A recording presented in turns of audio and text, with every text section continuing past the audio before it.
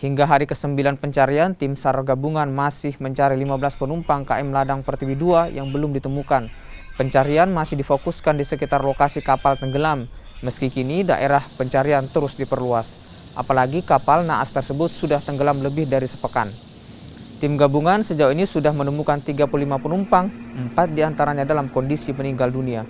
Sementara jumlah penumpang dan ABK di kapal tersebut mencapai 50 orang. Untuk hari ini pun cuaca masih bagus, tidak ada kendala.